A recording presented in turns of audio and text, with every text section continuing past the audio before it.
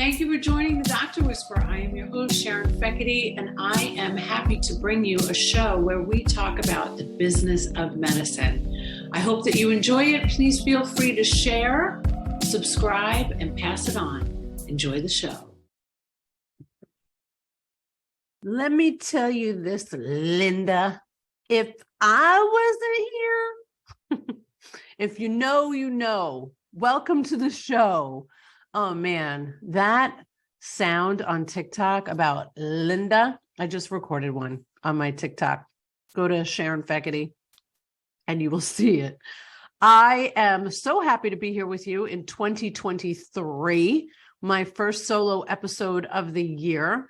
And I want to talk to you all about TikTok, specifically my last TikTok video that blew up to, there are now 60,000 views. I think there are over, God, I don't even know how many comments. I'll tell you right now, I'm looking at it. It's a lot. There are, holy God in heaven, there are over 1,000 comments. And it's all about my experience of going to the doctor and him putting hyperirritability in my medical chart. It has really roused some serious anger in a lot of women. And I really didn't think so hard about how much this applied to women in the doctor-patient visit. But turns out there are 1,000 women commenting about all of these things that male physicians in particular have put in their medical charts. So if you know me, you know that I love me some women and I love me some men. I have really worked with some of the most incredible female physicians and male physicians, and let's just say healers across the board. Not all of them have been doctors. Some have been therapists. Some have been nurse practitioners. So I don't have any bias. I am a very open, neutral, vulnerable woman in business. And I'm not happy about what happened, of course, at my medical visit back in September of 2022. And I brought it to TikTok. So I want to tell you the story. I did not think for a second, which is always how it goes on social media, when something goes viral. Now, viral in my world is absolutely 60,000 views because that is the most I've ever had. And I'm never shooting for viral. It's certainly nice that it happened, but it's not my plan when I go on social media and talk about anything. Anytime I do a video, anytime I do a show like this, if it does not feel authentic and organic, I cannot have a conversation that would actually penetrate, wouldn't actually do anything to the viewer or the listener. So the day that I recorded this this TikTok, I had just gotten a letter from the medical company, because it is a company. It's a corporate medical organization in Pinellas County, Florida. And they denied my request for an amendment. And I was not shocked at all. I am in this business of medicine a very long time. It would have been very silly if they thought that I would ever sue them, which I will not. I have no intentions of filing a lawsuit. It is not in my nature, especially working in the medical field and seeing how many wrongful suits there are with doctors that I have personally worked with. So although I feel very strongly about what was said and what is currently in my medical record, I got so much feedback from majority of women and a lot of healthcare professionals. So the first person that tagged, so if you don't know anything about TikTok, I'm sorry, but there's a thing called a stitch, and I don't know how to do it myself. I'm not embarrassed to admit that. I could figure it out if I spent the time, I'm quite sure, since I own a social media company. But this Dr. Mary Claire, I believe that is her correct name. God, that would be horrible if I said the wrong name. But again, if you know me, you know that I'm not real good at the names of it's Dr. Mary Claire. Now, she has 2 million followers. And a friend of mine tagged me. So funny how this happens. A friend of mine tagged me on Facebook to tell me that this doctor stitched my TikTok and made some comments. So it certainly created more of a buzz, and there were more people jumping in. There were some negative comments, of course. There's always negative comments. There are a ton of keyboard warriors out there that like to say negative stuff. It's fine with me. Don't have any issues. But I think one of the things that maybe, if I'm being completely honest, that struck me annoying is this ongoing, I don't even know what to call it, but this ongoing perception that people have of me because I speak directly. I speak very directly. I'm honest. I'm very candid. And some people I have found in my 20 plus year career as a boss, as a business owner, as a physician consultant, as somebody that speaks out about a lot of things, that it comes across as yelling or that I am mean or whatever it is. And I have analyzed this. I have talked to my own therapist about this. It is an uncomfortability level that people have with my ability to deliver information, just speaking very monotone and candid. So I did get a suggestion that I should look at that and maybe change the way I speak. Well, that's not going to happen. I'm 50. I'm 50. If you know, you know. Again, obviously, I love TikTok. And whatever it is that you have to say about TikTok, just know that you're wrong. Let's just end it on that. Whatever you think it might be. If you are my age and you think it's about kids dancing, well, you're so wrong. And it is such a great tool. And, I really got really good feedback from providers, from people in medical billing, from people in medical records about what to do next. And ironically, as I put in this TikTok, which I hope you will watch, or maybe you won't, it's fine. I'm not offended either way, is that, a lot of people wanted me to sue, which I'm not into negativity. As a woman who has been sober for 28 years, I don't want to put any of that energy out. I'm really all about encouraging people and loving on people, so I don't want to bring that energy anywhere, especially into a new year. But it's interesting that so many people thought this doctor, being a male physician, was bringing the 1800s right back. There was a time, and there's resources out there. You could just Google irritable or it was called hyper. I wrote them down, of all the things that have been said with women being, hysterical. Sorry. Because I disagree with a professional. I mean, I'm a professional, a medical professional. So anyway, you could just watch the TikTok. And then I did some follow-ups, and people have said some really, really thoughtful, interesting things. I've gotten mostly support, which is so, so nice. Women encouraging women, and really just women, a lot of women. So thank you if you are one of them.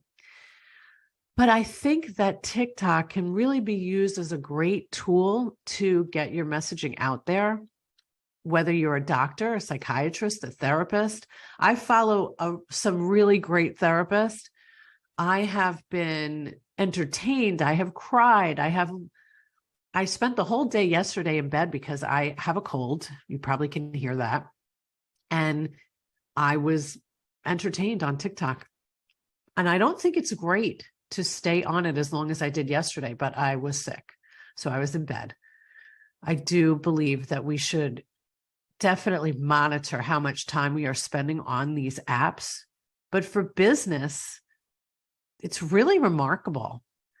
So I wasn't selling anything. I was being real. I was being authentic. I did not think that I would be talking about this incident. I didn't think that it would create such an after effect, and people are still commenting, and it's just unbelievable because it really touched a nerve.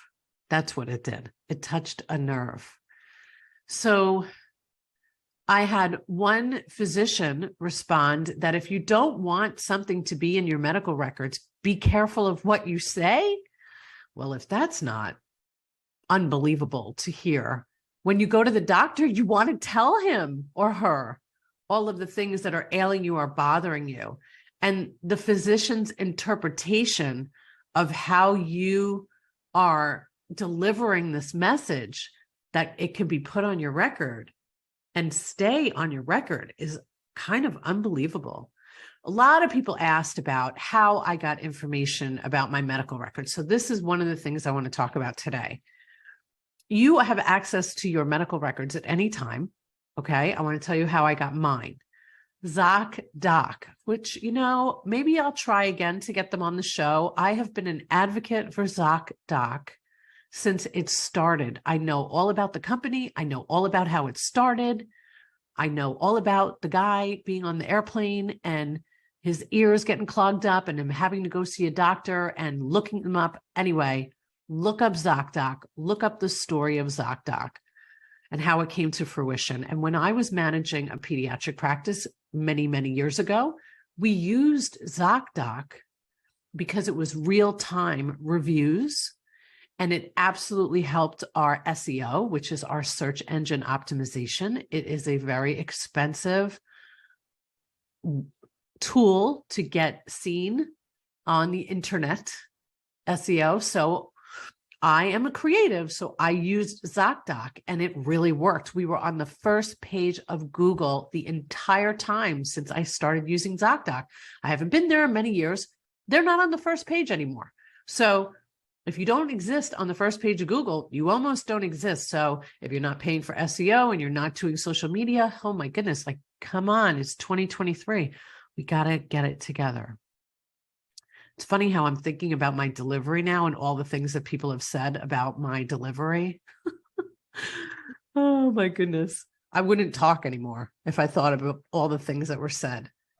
Are you still running your medical practice like it's 1990? Well, what about Riva Global Medical Virtual Assistants?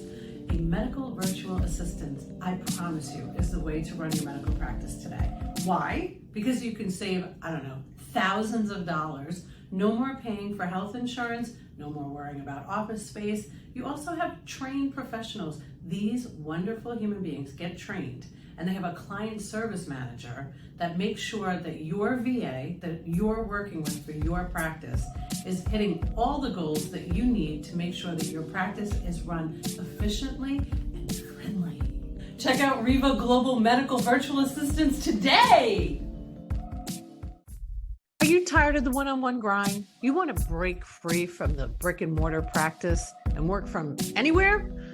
Ready to impact more lives, work less, all while making more money? Sound too good to be true? It's not. You can actually learn how to do all of this and more at the first annual In This Together live event that's happening in Orlando, Florida on February 20th to the 22nd, 2023. Join your host, Dr. Kylie Burton, and other world-class speakers for an event unlike any other you've attended. And it's for practitioners only. These tickets will sell out, so grab yours quickly. We will provide the link to this event in the show notes. Click.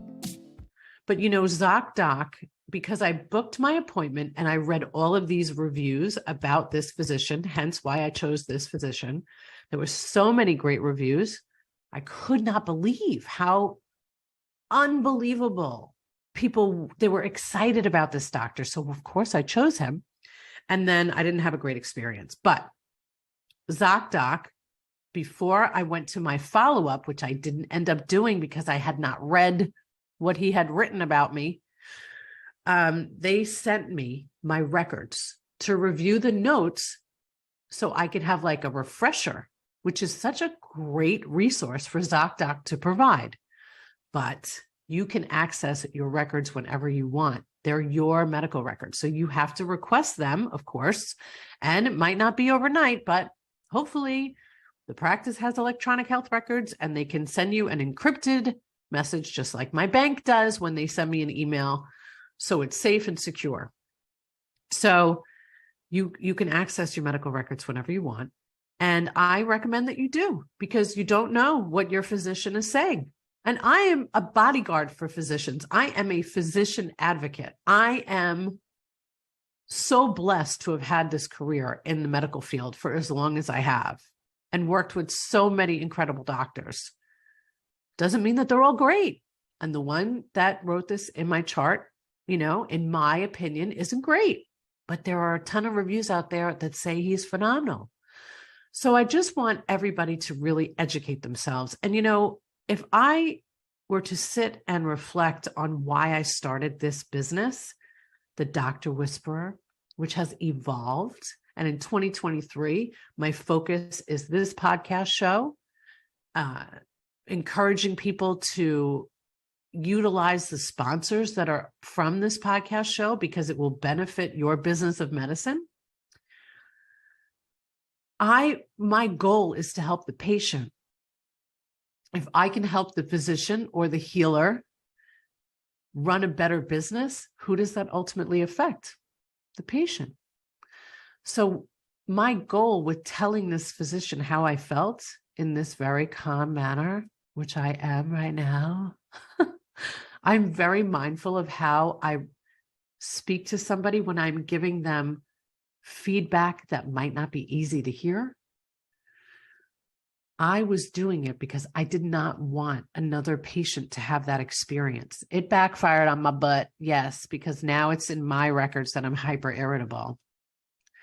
But I really think that more of us need to stand up for ourselves. And in my follow-up TikToks, I talked about how it is not easy to be somebody who speaks out when something is wrong, who goes against the grain, who calls something out. I don't like it. I don't want this job. But I'm so not about just letting something slide, because I know that affects other people. So when you see something, say something. I saw something, I said something, and now I'm paying the price for it. And this price is a very minute price in comparison to what so many women have had to pay for when they speak up for themselves. So I'm so glad I have my 2023 vision board right on my desk. And it's all about mental health in the workplace and the most powerful women, the magic of mornings, mental health in the workplace, inspiring inclusion, the benefits of spirituality, women of influence. Women of influence are not women who stay quiet. They are women that speak up. They are women that are willing to go through this ordeal with a corporation just to prove that we need to be our best advocate, our own advocate when it comes to our health, our physical health, our mental health. So there's a few things that were so inappropriate about what happened with this physician. I had shared with him that I was sober for 28 years. It was all over my notes. And that I had been addicted to dieting, that I had found myself through the years, especially in business, found myself really getting addicted to being skinny and losing weight. And I didn't want to do that anymore. I wanted to learn how to eat properly and how to have the benefits of all the exercise that I do help me drop the almost 20 pounds that I gained in the pandemic.